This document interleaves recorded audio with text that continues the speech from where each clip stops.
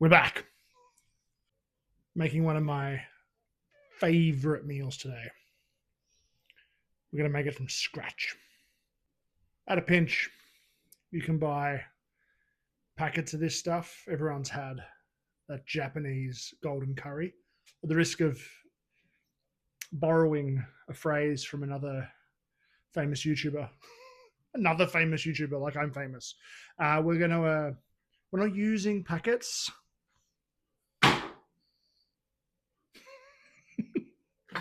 We're going to make it from scratch. We're making Japanese curry. It's going to be freaking delicious. Let's get to it. Alrighty, there's a few things to get ready to start with. In here, I have 4 of my chicken stock cubes. I have some water about to come to the boil on the stove. We're making a dashi stock. It's a Japanese stock. One of the key flavorings of that is dried bonito flakes. So we're going to get just a good pinch of these, about a tablespoon worth. Chuck them in there as well. And that's going to give our stock a beautiful umami flavor, that rich kind of saltiness. So I'm going to put 4 stock cubes, tablespoon of dashi. We're going to put a liter of water in here. That's going to make us a liter of stock. All right, as you can see, we've got a lot of spices here. You go through them all and get them all in the mortar and pestle because I don't have a spice grinder. So I'm the spice grinder. I'm going to grind the spices. So let's do this. It's ready for my kettle to boil. Waiting. Oh, while we wait, we hydrate.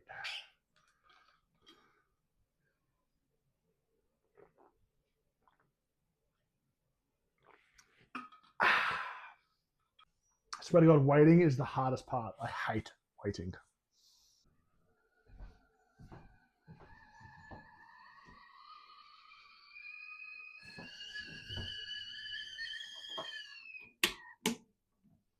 Alrighty, 1 liter. And we're going to leave this to sit while we get our spice mix made. We're going to crumb our pork. We're going to do lots of stuff while this infuses. Give it a little twizzle.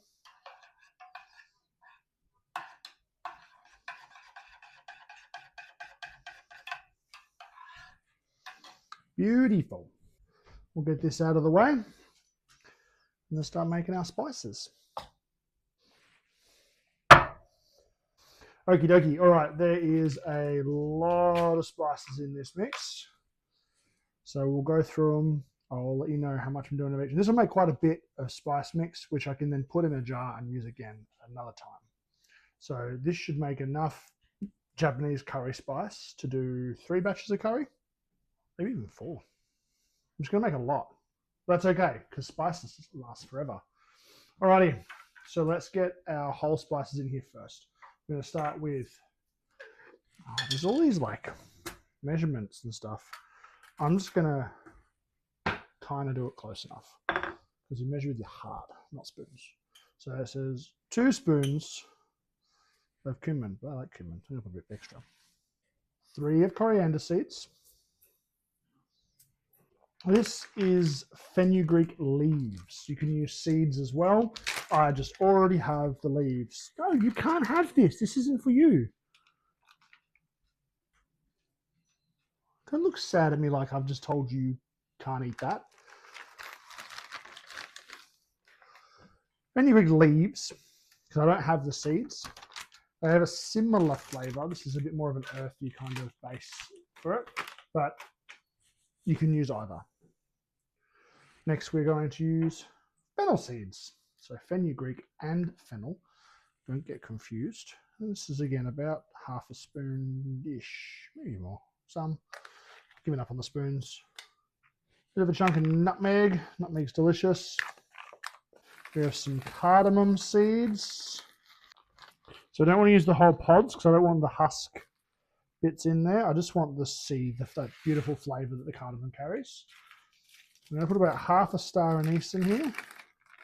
I'm going to do a mix of peppers. We're going to have about half a spoon of white pepper, and half a spoon of green pepper. It's going to give it like a brighter, fresher flavor, not just like a pepperiness, but it's going to give it like a depth of flavor in there as well. Bay leaf, no, whoopsie, 1. Still don't know what bay leaf does. Again, just have to add it or I lose my chefy license. Cloves, some. I'm adding 6. Beautiful. Now, we can start mashing this up. What I like to do here to help sort of grind them up is add a good pinch of salt. What that does is it works like a grittiness that kind of helps bust up the seeds a bit. So we're not adding enough to like season it. We're just adding like some to create some coarseness through the mix. Turn on the spice grinder.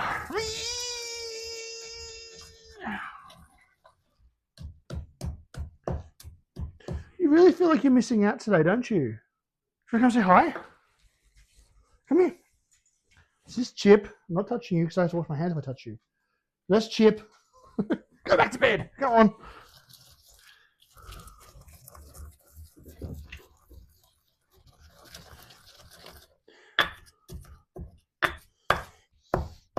I'm not done. I've busted up that leaf a bit.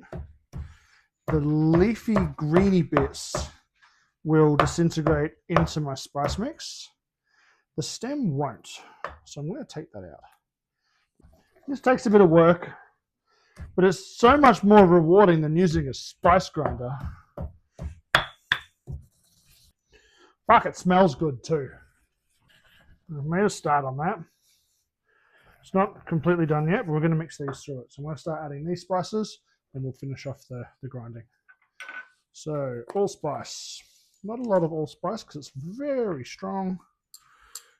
Do like about a half teaspoon. Turmeric. Careful not to get this on your clothes. We put quite a bit of turmeric in. 2 tablespoons worth. This is what's going to give our curry all its beautiful color. That golden color comes from the turmeric. I like cayenne pepper. No one else does in the family. Not too much because I don't want to melt the family's face off, but about half a spoon. Ginger. Yeah, let's do a whole spoon. And some cinnamon. About a spoon of cinnamon. That is all our spices. The Colonel's 17 herbs and spices. 17?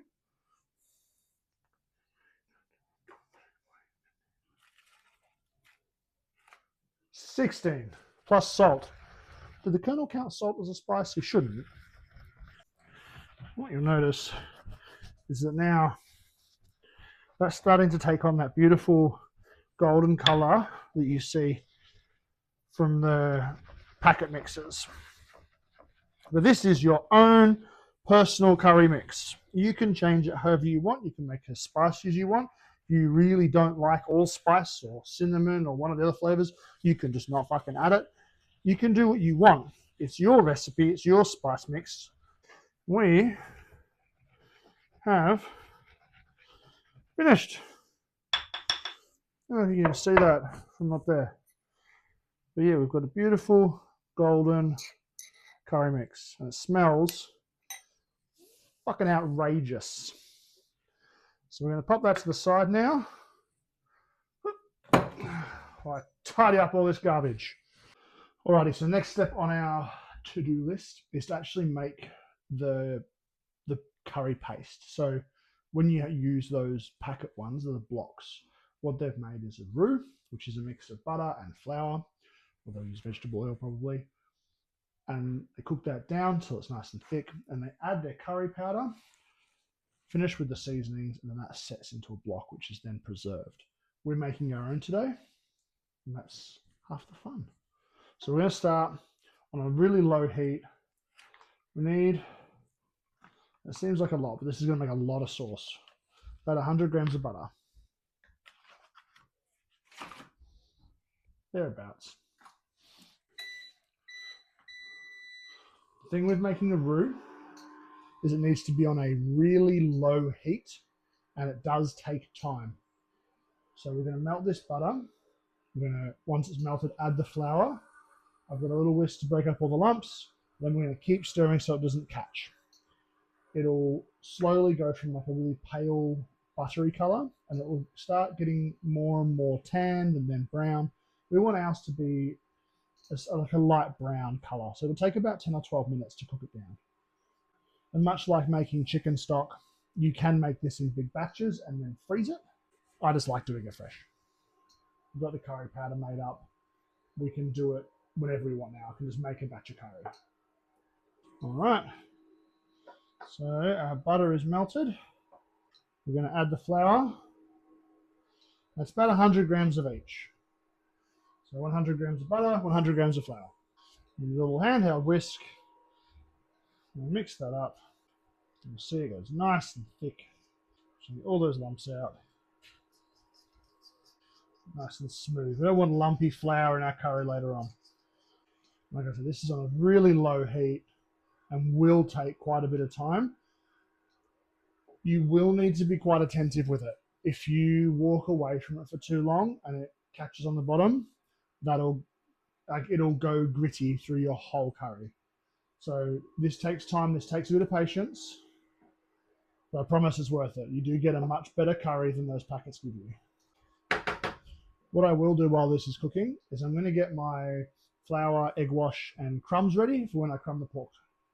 Making sure to get right into the corners of your pan as well, so none of it burns in there.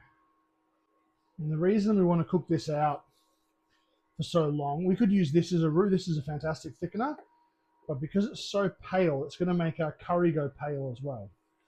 So what we want to do is just keep cooking it gently, gently, gently until it's the color that we want from our curry.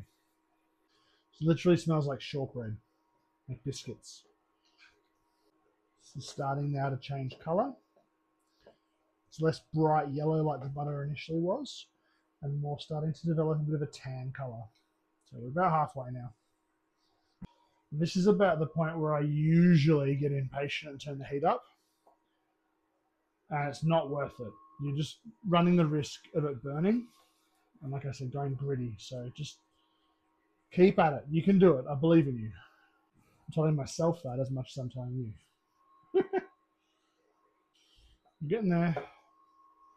Nearly done. It's got a lovely tan color now. We'll go a little bit deeper still, and then we'll add the curry. Ah, fuck, it's hot. Oh, I do remember this is like frying the flour. It is hot. Like hot as balls. Like just try not to splash it up your fucking arm. Jesus. This is looking real good now. So this takes a bit of patience. And like all good things, patience is going to bring out some beautiful flavors, and the final product's going to be so much better. I have made roux for other dishes before that take even longer, things like gumbo or jambalaya. When you're making like a dark brown roux, that can take up to half an hour, 45 minutes. Constant stirring as well, because if you leave it at that point, it'll just burn straight away. It's so hot. And patience comes with practice, but this is looking really good now. Nice golden color. So it's gone past that tan. We're at a light brown now. What we're going to do is we're going to add our spices. So heaps of spices in here. I like lots of flavor. This ended up being about 2 tablespoons worth of our curry powder. Oh, that smell is unreal as soon as it hits the hot oil. So that fry out for a second. Really intensify. Whew. God, that smells so good. It's cooked out now. We're going to add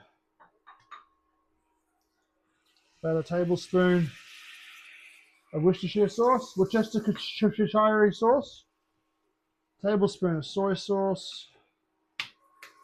That'll give us a nice salty flavor, and then about a tablespoon of mirin for a bit of sweetness as well. Let's give that a stir through. Obviously, adding liquid to hot oil does create a lot of steam, so please watch out. I'm going to turn this heat off in a second. And what you'll notice straight away is this is dried right out. with adding liquid, and that's because the flour binds to those liquids and makes like a thick paste really quickly. So let's turn this heat off now. And let's finish cooking this out on the residual heat of the pan. And this is those curry pastes that you buy in the packet. Those little cubes. So we're going to put this aside and add it to our stock, adashi stock, in a little bit. So make sure it's fully incorporated, no lumps, no bumps. Done. Let's just get that to the side. Alrighty, let's get these pork cutlets crumbed up, ready, because we want to crumb them and then pop them in the fridge so that the crumbs can like bind a bit better. So what we want to do is we want to have a wet hand and a dry hand. So we're going to pick up a cutlet with our wet hand, the flour with our dry hand. And what that's going to do is it's going to mean we don't get too gummed up and have a big crumbed finger situation going on. And it's going to make your life a lot easier. Okay? It does take a bit of practice doing this one-handed, but it will be a lot better, I promise. So flour, then egg wash, and that makes like a little batter, basically. You'll see it sticks to the cutlet or whatever it is you're crumbing, whether it's pork, chicken, eggplant. That's going to bind to that, which then sticks to our crumbs. And again, dry hand, just flick it over so this hand isn't touching anything wet. It means it's nice and easy to keep doing what we're doing. Press your crumbs into your pork cutlet. Like I said, you can do this with anything. I really like the pork tonkatsu, the fried Japanese style, and the panko crumbs. This is one of my favorite things to have with this curry. And that's literally it. So we're going to do all 6 of these pork cutlets, get them crumbed, get them in the fridge. Now, I've got quite a lot of crumb here for how much pork I'm crumbing. That's because if you don't have enough and you're trying to be tight with it, what ends up happening is you end up with like a paste of eggy crumb, and it doesn't stick as nicely to the pork, and you won't get as nice a finished product, a nicer coating. Because what we want is that pork to be completely encrusted in the crumb, so when we fry it, either in oil or in the air fryer, it is protecting the meat from that harsh cooking environment. Singing to myself while I work. You want to as well, you'll notice I'm giving these a little shake as I'm doing this. What I'm trying to do is knock off any excess flour. Because if there's a big clump of flour on here, even though you dip it in the egg, what's going to happen is that flour is going to sort of like stay under the egg wash. And then when you add your crumbs and then start frying, it's going to fall off. And we don't want that. We're going to make sure that our crumb sticks to our pork. So the whole thing is beautifully crusty and golden brown. All right, let's get these in the fridge. So yeah, wildly annoying that after crumbing my pork cutlets, my camera died. So the rest of the video is missing. All good. All we'll do, you'll get some little snippets now, but basically all I did at that point was cook off my vegetables in the dashi stock we'd made, and then use the roux to thicken the curry. Annoyingly, we can't see the full process. It's gone forever.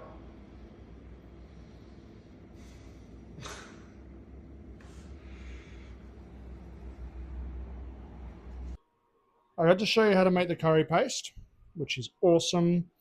And you'll see that looks just like powder because I've smashed it up a little bit. The packet stuff you buy, what we're going to do is I've cooked up some onions, carrot, potato and cauliflower in here. with that dashi stock. Make sure to drain the dashi stock off. Once these vegetables are nice and soft, get through the steam. There you go. Once these are nice and soft, we're going to add this to that and thicken it up.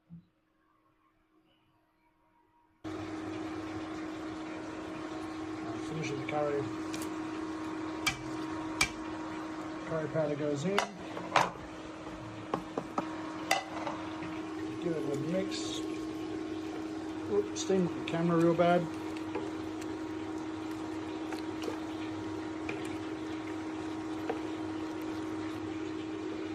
There you have it.